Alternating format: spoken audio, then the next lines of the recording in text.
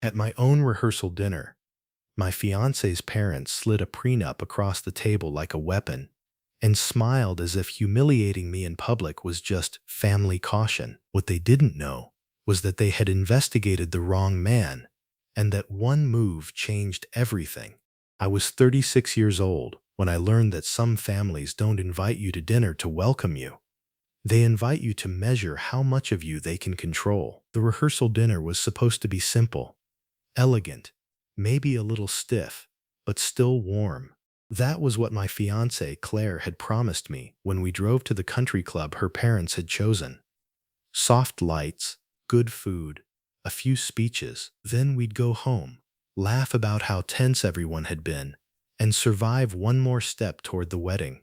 Instead, the moment I stepped out of the car, I felt that cold little warning in my chest. You know the feeling. Nothing obvious is wrong, but your body knows before your mind does. My shoulders tightened. My palms got damp. Even the air outside that place felt wrong. Too polished. Too still.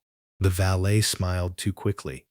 The glass doors reflected me back in a way that made me look like a man walking into an interview, not his own rehearsal dinner. Claire looped her arm through mine and gave me a small smile. It was beautiful, but strained around the edges. "They're just nervous," she whispered. I looked at her. "Your parents?" She let out a breath that sounded almost like a laugh. "Everyone." I wanted to believe her. God, I wanted to. Because I loved Claire. For 3 years, I had loved her with the kind of steady loyalty that makes you build your future in quiet pieces. Sunday grocery runs, shared passwords, late-night takeout on the floor when the couch was covered in laundry. She was smart, funny, and softer than people realized. With me, she wasn't the polished daughter of Harold and Vanessa Whitmore. She was just Claire, the woman who stole my fries and fell asleep with one hand on my chest. But the Whitmores never let me forget that to them, I was not just Daniel Brooks. I was a variable, a risk, an outsider with good manners and the wrong last name. Inside, the private dining room looked like a magazine spread. Tall candles, white roses, crystal glasses catching the light. A long table dressed so perfectly it felt untouched by real human life. Harold Whitmore stood near the head of the room in a navy suit that probably cost more than my first car. Beside him, Vanessa wore a pearl-colored dress and the expression she always saved for me when she was trying to appear gracious. It was the expression of someone tolerating weather. "Daniel," Harold said, shaking my hand. His grip was dry and firm and just a little too long. "Glad you could make it. Glad you could make it. Not glad you're joining the family. Not you look handsome. Not we're happy for Claire. Just that." Vanessa kissed the air near my cheek. "You clean up well." I smiled because that's what I had done around them from the beginning. Smile. Stay calm. Never give them the satisfaction of seeing the insult land. "Thank you, Vanessa." Her eyes flicked over my suit. Custom charcoal, understated, expensive, though not loud about it. I had learned early that the Whitmores respected money, but despised anyone who looked like they wanted credit for earning it. Claire's younger brother, Ethan, raised a glass from across the room. He was already halfway drunk, red-cheeked and loose at the mouth. "Look at that." The groom actually made dress code. Claire shot him a warning look. "Ethan." He smirked. "What?" "I'm celebrating." I took my seat and felt the room settle around me. There were maybe 15 people there. Immediate family. 2 of Vanessa's sisters. Harold's business partner and his wife, Claire's maid of honor. And a couple of old family friends who looked at me with open curiosity, like they were waiting to see whether I would embarrass myself with the wrong fork. The first 20 minutes passed in that careful, polished way these things do. Wine poured, chairs scraped softly. People asked questions that sounded friendly until you listened closely. How long had my parents been married? What exactly did my consulting firm do? Was my neighborhood still transitioning? Did I plan to keep working after the wedding? Or did I expect Claire to carry more of the financial load once children came along? That one came from Vanessa, and she asked it while smiling over her glass. I set down my fork. I think we'll both carry our share. Vanessa tilted her head. Of course. I only mean Claire has always had certain standards. Harold dabbed his mouth with a napkin. Stability matters. I looked at him. I agree. He nodded slowly, like we'd almost reached the same thought, but not quite. Claire barely touched her food. I noticed that. Every time one of them said something sharp, she straightened a little more, like she was bracing for impact from both sides. I leaned toward her once and asked quietly, "You okay?" She gave the smallest nod. "Please just get through dinner. Please. Not don't worry. Not they're being ridiculous. Please just get through dinner." That was when I knew something had been planned. The speeches began after the main course. Claire's maid of honor told a sweet story from college. One of Harold's oldest friends gave a stiff toast about legacy and commitment and the joining of two distinguished futures, which was such a strange phrase I almost laughed. Then Harold stood. The room quieted instantly. He didn't need to ask for attention. Men like Harold spent their whole lives training rooms to hush when they rose. He lifted his glass and looked at Claire first. For one brief second, I saw something real in his face. Pride, possessiveness, fear. Then it was gone. "My daughter has always deserved the very best," he said. "Anyone who knows Claire knows she is disciplined, accomplished, and far too trusting for her own good." A few people chuckled. My jaw tightened. Harold turned toward me. "Daniel, I hope you understand that when a family has spent generations building something, they become careful. Not cruel, careful." The back of my neck went hot. Vanessa reached into a leather folder beside her chair and placed a document on the table with a softness that somehow felt louder than a slap. "There is just one small matter," she said. Claire closed her eyes. I looked at the folder, then at her. "Claire?" Well, she opened her eyes and looked miserable. "I didn't know they were doing it tonight." That was not the denial I needed. Harold slid the papers toward me. A prenuptial agreement. Standard, really. Clean and respectful. "We thought it best to settle it before the ceremony." My ears started ringing.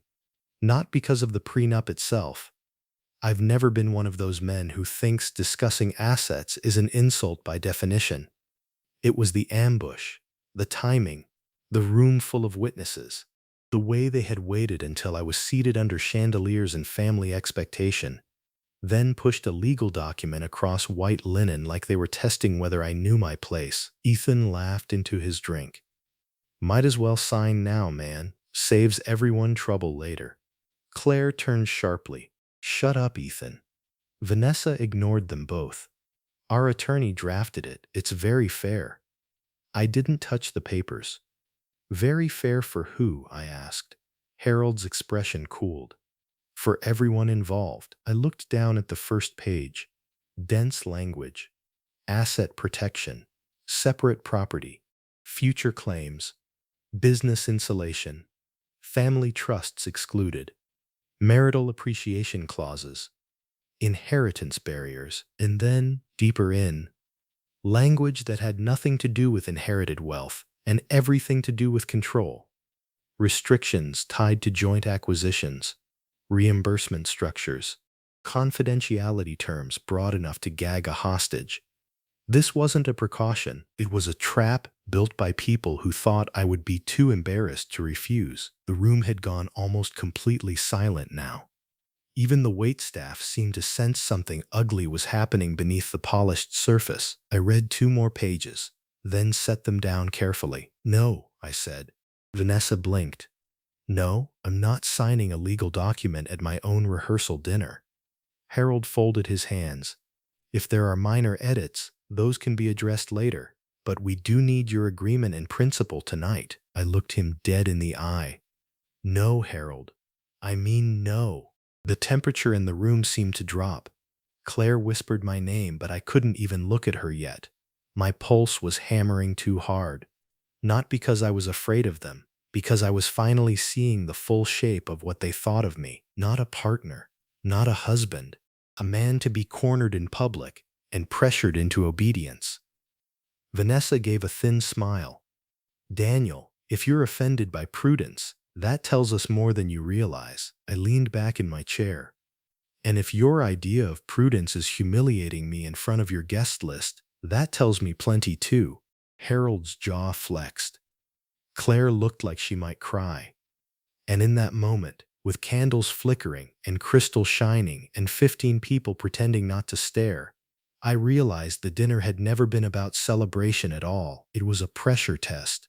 They wanted to see whether I would break politely. They had no idea I had come prepared for a different kind of conversation. Claire finally found me 10 minutes later on the stone terrace behind the club, where the night air smelled like wet grass and cigar smoke from some distant patio. I was standing with both hands on the cold railing, staring out at the black surface of the golf course pond, trying to slow my breathing before I said something I couldn't take back. Daniel, her voice was small, careful. I didn't turn right away. Did you know? A pause, just long enough to hurt. I knew they wanted one, she said. I didn't know they were going to do it like that. I laughed once, but there was no humor in it. Claire, they didn't just bring up a prenup. They staged an ambush. She came closer. I could hear her heels click softly against the stone, then stop. I told them not tonight. That made me turn. Her eyes were already glassy, and for a second I hated that I still loved her enough for that to matter. She looked beautiful and miserable at the same time, wrapped in pale silk and family expectation. The kind of woman people assume has power because she grew up around it, when really she spent half her life surviving it. You should have warned me, I said. I was trying to handle it. No. My voice came out sharper than I meant. You were trying not to upset them. She flinched. The silence between us stretched, thin and dangerous. Then she crossed her arms tight over her chest, like she was holding herself together. You don't understand what they're like when they decide something. I stared at her. I understand exactly what they're like. What I don't understand is why you're still acting like their approval matters more than my dignity. That landed. I saw it in her face. For a second she looked angry, then ashamed, then tired. That's not fair, isn't it? She looked away toward the dark lawn. My whole life has been about not setting off my father. You think I don't know how disgusting that was in there? I do. I know exactly what they were doing. Then why am I the one standing out here alone? That hit harder than I expected. Her lips parted, but nothing came out. The wind moved a strand of hair across her cheek. She pushed it back with shaking fingers. Because I thought if I got through tonight, I could fix it tomorrow. I stepped back from the railing. That's the problem, Claire. With them, it's always tomorrow. Tomorrow they'll be kinder. Tomorrow they'll respect a boundary. Tomorrow they'll treat me like a human being instead of a merger risk. She swallowed hard. So what are you saying? I looked at her, really looked at her. And in that moment, I felt the first real crack in the future I'd built around us. I'm saying I need to know whether I'm marrying you, I said quietly, or marrying my way into a lifetime of this. Her face crumpled for half a second before she pulled it back under control. I choose you. I wish she had stopped there. Instead, she added, but I need you to be patient. That word, patient. My chest went cold. Patient while they humiliate me. Patient while they test me. Patient while they decide whether I deserve the woman who already agreed to marry me. I nodded slowly, more to myself than to her. You still don't hear it. Daniel, please. No, Claire. Listen to yourself. You're asking me to be patient with people who just tried to bully me into signing away rights in front of a room full of witnesses. It wasn't about bullying. I stared at her in disbelief. Then what was it about? She hesitated, and that hesitation told me more than any answer could have. It was about protecting the family, she said at last, barely above a whisper. There it was. Not us. Not trust. Not love. The family. I took a step back like she had physically touched me. My heartbeat was so loud I could hear it in my ears. And what am I? She looked stricken. That's not what I meant. Then tell me what you meant. She couldn't. Or maybe she could, but not in a way that would save us. The terrace door opened behind her. Ethan stumbled out, tie loosened, drink still in his hand. He stopped when he saw us and grinned like he'd walked into the best part of the evening. Well, this looks healthy. Claire snapped. Go away. He ignored her and looked at me. You really made a scene in there. I felt my hands curl into fists. You should go back inside. He took another sip. You know what's funny? My dad called this months ago. Said you'd either sign fast because you were after security or refuse because you had something to hide. Claire spun toward him. Ethan, stop. But he was enjoying himself now. Come on, let's just say it. Nobody in this family actually knows who the hell Daniel Brooks is. He shows up polished, says all the right things, acts humble, acts decent, acts above money. He tilted his glass. That's usually the biggest tell. I moved before I fully decided to. Not to hit him. God, no. But I stepped into his space hard enough that his smile slipped. Say what you want about me, I said, low and steady. But if you talk to me like that again, drunk or sober, I won't forget it. His throat bobbed. For the first time all night, Ethan looked unsure. Then Harold's voice cut through the air from the doorway. That's enough. He stood there with Vanessa just behind him, both of them composed again, as if the last half hour had been a regrettable but manageable disruption. Harold looked at Claire first. Inside. She didn't move. Now, the old reflex was immediate. I saw it happen in her body before her mind caught up. Shoulders in, chin down. Obedience rising like muscle memory. Something in me broke a little more. She looked at me once, silently pleading for me not to make it worse. Then she turned and walked past her parents into the club. I was left outside with Harold, Vanessa, and Ethan. Harold waited until the terrace door shut behind Claire. Then he faced me fully. I don't appreciate scenes, he said. I almost smiled. That's rich. Vanessa folded her arms. You embarrassed Claire. I looked at her. No, you did. Her eyes flashed. Harold stepped closer, close enough for me to smell the whiskey on his breath and the cedar in his cologne. Let me make something very clear. My daughter has been raised within a certain standard of life. That standard exists because men in this family understood responsibility, restraint, and hierarchy. I held his gaze. Hierarchy, yes. He didn't even blink. And whether you like it or not, marriage joins structures, families, assets, reputations. You may think love is enough because you were raised to think emotionally. We were raised to think beyond impulse. I let the silence sit there a moment. Then I said, you don't know a thing about how I was raised. He gave me a thin, dismissive smile, then enlightened me. I should have walked away. That would have been the smarter choice, the cleaner one. But there are moments when a man gets tired of being treated like a blank space other people can write on. Tired of softening himself so arrogant people can feel tall. So I looked Harold Whitmore right in the eye and said, I was raised by two public school teachers who spent 35 years doing honest work in a town your friends would call forgettable. My father taught history and coached wrestling. My mother taught second grade and spent half her paycheck buying supplies for kids whose parents couldn't. We didn't talk about hierarchy. We talked about keeping your word. No one said anything. I kept going. I built my life from scratch. No trust fund. No family board seat. No safety net dressed up as tradition. Every contract I won, I earned. Every client I kept because I delivered. So don't stand there acting like I wandered in off the street hoping to attach myself to your family crest. Vanessa's face had gone rigid. Ethan muttered, Jesus. Harold's expression didn't change, but I saw something flicker in his eyes. Not respect. Not quite.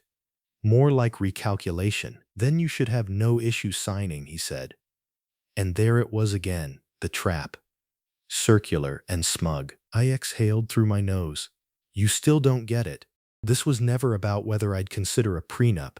It's about how you did it, why you did it, and the fact that you all seem to think that if you dress disrespect up in legal language, it becomes wisdom. Vanessa stepped in then, voice cool and clipped. A man with nothing to fear doesn't react this strongly. I turned to her. A woman who thinks humiliation is strategy shouldn't lecture anyone about fear. Her cheeks flushed. Ethan gave a low whistle under his breath. Harold's tone hardened. Careful. No, I said. You be careful. The words hung there between us. Even I felt how sharp they were. But once they were out, I didn't regret them. For a few seconds nobody moved.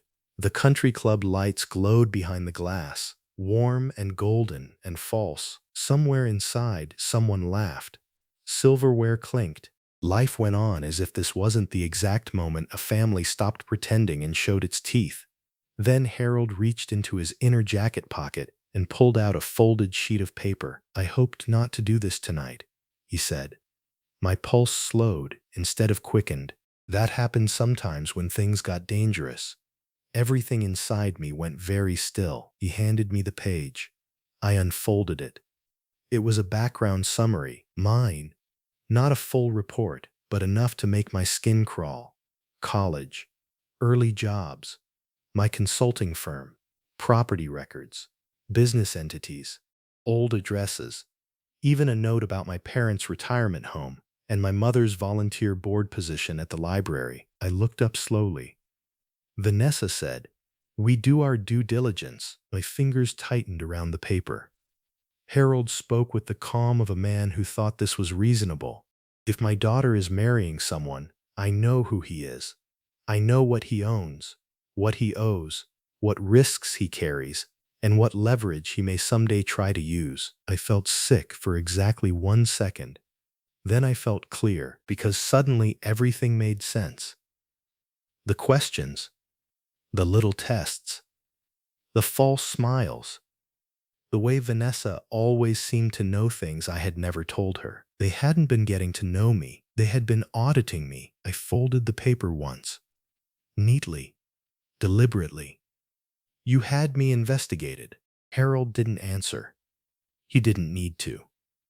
I looked from him to Vanessa, then to Ethan with his half-drunk smirk fading into discomfort. And in that moment, standing under terrace lights with my private life in my hand like evidence at my own trial, I realized something that changed the entire shape of the night. They thought they had done their homework. They thought they knew exactly who I was. They were wrong. Not a little wrong. Completely. I slipped the paper into my inside pocket and met Harold's eyes one last time. You should have dug deeper, I said. For the first time that night, he looked uncertain, just for a second. But I saw it, and that was enough. I turned and walked back inside, not toward the dining room, but toward the front lobby. My footsteps were steady now, my heartbeat even. The anger was still there, but it had transformed. Colder, cleaner, useful. Claire caught up with me near the coat check. Daniel, wait. I stopped, but I didn't touch her when she reached for my arm. Her eyes were wide with panic. Please don't leave like this. I looked at her face, at the mascara threatening under her eyes, at the fear and confusion and loyalty torn in half. I didn't do this, Claire. I know. Do you? She started crying then, quietly, the way people cry when they've been trying not to for too long. I love you. I believed her. That was the worst part. I know, I said softly. She looked at me like she was waiting for the version of me that would comfort her first, the one who would absorb the wound and keep the peace and say we'd work it out tomorrow. But that man was gone now. Or maybe he was still there, just finally tired of bleeding in private. I took a breath. Tomorrow morning, I said, you need to decide whether you're building a life with me or remaining their daughter first. Not in words, in actions. Her mouth trembled. That's not fair. I gave a sad little smile. No, tonight wasn't fair. Then I took my coat, walked out of the Whitmore's Country Club, and drove into the dark with one thought pulsing steady in my chest. They had tried to reduce me to a man begging for entry. By morning, they were going to learn exactly who they had tried to corner. I drove for almost an hour before I pulled over. Not because I was lost. I knew exactly where I was. Downtown lights behind me, empty road ahead, rain starting in a thin silver mist across the windshield. I pulled into a quiet overlook above the river and killed the engine. Then I just sat there. My hands were still locked around the steering wheel so tightly my knuckles hurt. My jaw ached. My chest felt hollowed out, like something had been scooped from the center of me and replaced with cold air. I kept seeing that paper in Harold's hand, my life reduced to bullet points, my parents' address, my business history, my old apartment leases, a private summary passed around by people who smiled over wine and called it prudence. I let out a breath so rough it almost sounded like a laugh. Then my phone lit up. Claire. I stared at it until it stopped. Then again. Claire? Then a third time. I finally answered, but I didn't speak first. Her breathing hit my ear before her words did. Fast. Shaky. Daniel. I'm here. I'm here. She exhaled hard, like she'd been afraid I wouldn't pick up. I left. That got my attention. I sat up straighter. What? I left the club. I'm in my car. Her voice cracked. I drove out 5 minutes after you did. I closed my eyes. Rain tapped softly on the roof. Where are you? In the lower parking lot near the east gate. I looked in the rearview mirror at the wet black road behind me. Stay there. I'm coming back. When I pulled in, her car was exactly where she said it would be. Headlights off. Engine running. She was gripping the wheel with both hands when I walked up. I opened the passenger door and slid in beside her. For a second, neither of us said anything. Her face was wrecked. Mascara smudged. Cheeks wet. She looked less like a Whitmore than I had ever seen her. Then she turned toward me and said the one thing I hadn't expected. I chose. I just looked at her. She swallowed hard. I told them if they wanted the wedding to happen, they owed you an apology, full transparency about the investigation, and a complete rewrite of that prenup with your counsel involved from the beginning. My father laughed. Her mouth trembled. So I told him there wouldn't be a wedding. The air left my lungs slowly. I searched her face for hesitation, for the little signs that she was still halfway inside their orbit. I didn't find them. What did your mother say? I asked. Claire gave a bitter little laugh, that I was humiliating the family for a man who would never really belong. And your father? She looked out through the rain-streaked windshield. He said if I walked out after embarrassing him tonight, I shouldn't expect to come back and be welcomed like nothing happened. I was quiet for a moment. Then I asked, and what did you say? Now she looked at me. Her eyes were red, but steady. I said then maybe for the first time in my life, I'd be going somewhere honest. Something in my chest gave way. Not all the way. Not instantly. The damage from that night didn't just vanish because she had finally done the right thing. But in that moment, I knew one thing for certain. She had done it. Not tomorrow. Not eventually. Not after another compromise. Now, I reached over and took her hand. It was ice cold. She started crying again, quieter this time. Not panicked, just emptied out. I'm sorry, she whispered. I'm so sorry. I should have stopped this long before tonight. I kept thinking if I managed them carefully enough, I could have both. You and them. Love and peace. But there was never going to be peace, was there? I shook my head slowly.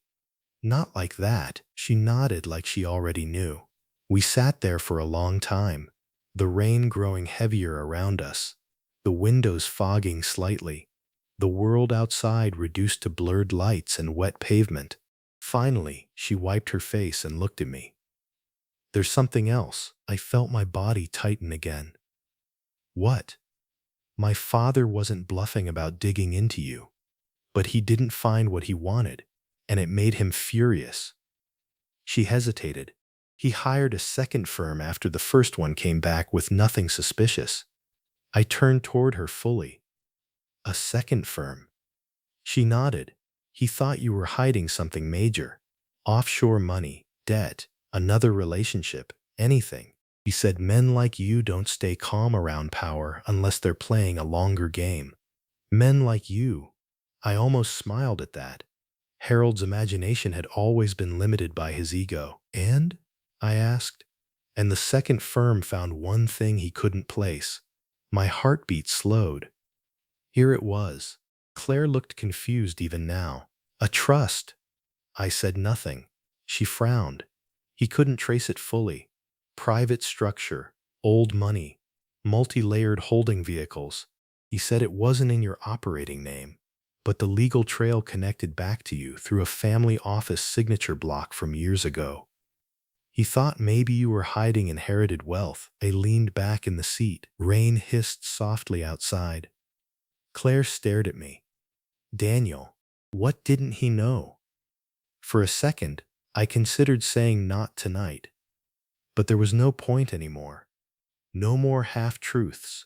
No more protective silence. So I looked at the woman I still loved. The woman who had finally torn herself free at the ugliest possible moment. And I told her the truth. When I was 28, I said, I sold my first software logistics platform. She blinked. What? It started as a side system, inventory optimization for regional distribution networks.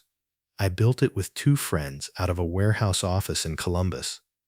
We sold it 3 years later. She stared at me, not speaking. I didn't walk away with billions, I said. But I walked away with enough to never need anyone's approval again if I lived carefully. Claire's lips parted. Daniel, I used part of it to start Brooks Advisory. The rest went into long-term structures. Private holdings, municipal bonds, industrial land, quiet investments, no flash, no interviews, no lifestyle circus. She was still staring. I gave a tired smile. Your father wasn't wrong about one thing. I do hate being measured by money. Her voice came out barely audible. How much? I looked out at the river below us, then back at her. Enough that Harold Whitmore would have treated me very differently if he had known on day one. The silence after that felt enormous. Not because she was calculating. I knew her better than that. Because she was replaying every dinner, every insult, every condescending smile from her parents, and realizing how nakedly transactional they had always been. Oh my God, she whispered. Yeah. She leaned back and covered her mouth with one hand. You let them talk to you like that. I shook my head. I let them reveal themselves. Her eyes filled again, but this time not from shame alone. Why didn't you tell me? That one hurt. Because it was fair, I answered honestly. Because I didn't want to wonder whether you loved me or the version of safety that came with me. She closed her eyes. When she opened them again, there was pain there, but also understanding. I would have chosen you, maybe, I said softly. But I needed to know that without the Whitmores, without status, without leverage, without numbers in the room. She nodded once, slow and devastated. And I made that very hard for you to believe.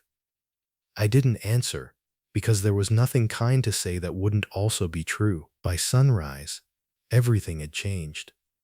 Claire didn't go home. She came back with me to my place, a renovated brick townhouse I had always described to her as comfortable because I hated discussing square footage with people who used houses like scorecards. She sat at my kitchen island in yesterday's dress while I made coffee, both of us running on fumes and adrenaline. At 7:30, Harold called, then Vanessa, then Ethan, which almost made me laugh. Claire ignored them all. At 8:15, my phone rang from a number I recognized but never used unless it mattered. Mason Reed, my attorney.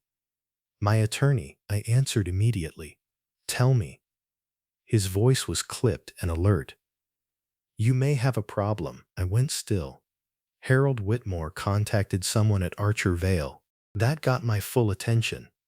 Archer Vale was one of the private firms that occasionally handled strategic acquisitions for one branch of my holdings.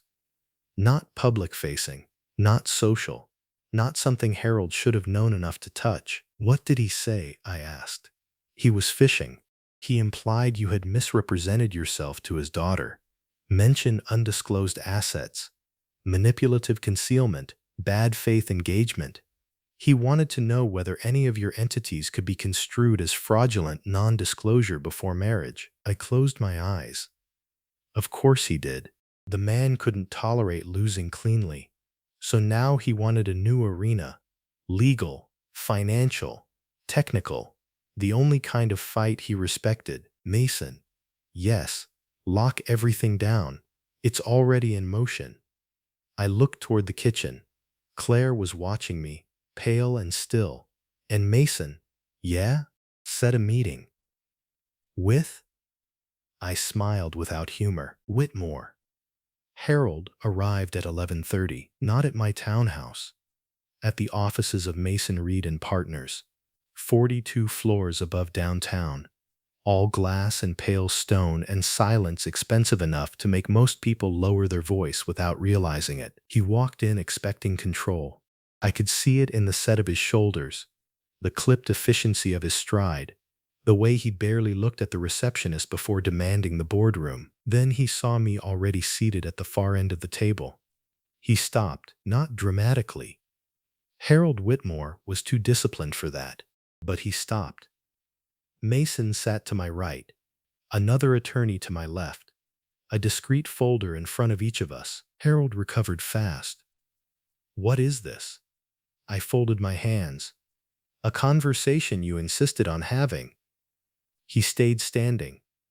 If this is about Claire's tantrum, it isn't. That shut him up.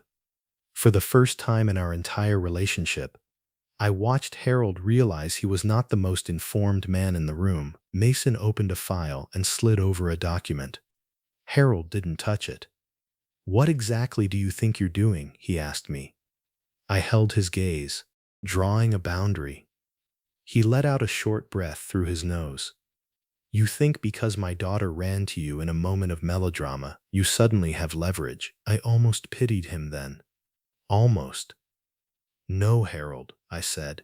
I think because you conducted surveillance on me, attempted coercive legal pressure in public, and then reached into private business structures this morning to test whether I was vulnerable. You've crossed into territory where I no longer owe you restraint. That landed. He looked at Mason, then back at me. And finally, slowly he sat down. Good. Mason spoke first. Clean. Precise. Mr. Whitmore, any further attempts to access, characterize, or interfere with Mr. Brooks's private holdings, trusts, contractual history, or business relationships through informal pressure campaigns, false implication, or reputational suggestion will be treated as actionable. Harold's face hardened. Actionable. Yes. He turned to me. You're threatening me. I shook my head. No, I'm educating you. That was when I opened the folder in front of me and slid one page across the table. This time, it was his turn to read. His expression changed in stages. First confusion, then focus, then something close to disbelief. It was a summary of one of my holding structures.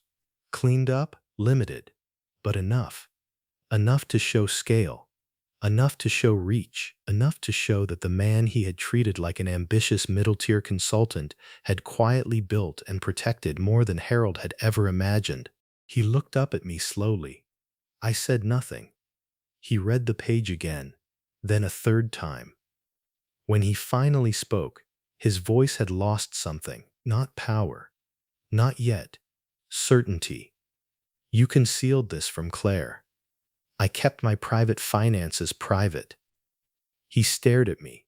Do you have any idea what kind of marriage begins with that level of omission? I leaned forward slightly. Do you have any idea what kind of marriage begins with private investigators, public ambushes, and a father-in-law who thinks due diligence excuses dehumanization? He had no answer for that, not one he could say out loud. The room stayed quiet. Then I gave him the only thing I had wanted from the beginning. Not money, not approval, truth. I would have discussed any reasonable legal structure in private, with mutual counsel, and with respect. I said, what I would never do is submit to humiliation just so your family could feel powerful. Harold looked older suddenly. Not weaker, just older, like some of the polish had worn off. Claire ended the wedding, he said flatly. Yes, you encouraged that. No, you caused it. He looked at the page again. Then he asked, almost against his will, how long? Long enough. His jaw flexed. I stood. The meeting was over. Mason stood too. The others followed. Harold stayed seated for one extra beat, staring at the table as if he could still rearrange the outcome with force of will alone. He couldn't. When he finally rose, he didn't look at me, but at the door he stopped and said, if you hurt my daughter, I cut him off. If I hurt your daughter, it'll be because she trusted the wrong people for too long. That made him turn. I held his eyes and finished. And for most of her life, Harold, that wasn't me. He left without another word. 3 weeks later, the wedding was officially canceled. No dramatic public statement. No social media theater.